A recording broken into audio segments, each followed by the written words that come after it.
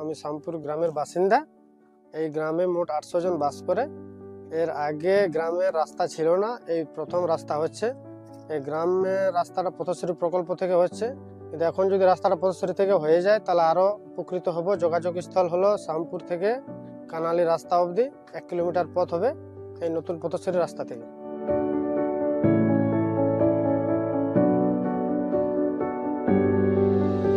এই রাস্তাটা তৈরি হলে আমাদের খুবই উপকার হবে, জলে কাদাতে কেচকেচানি থাকবে।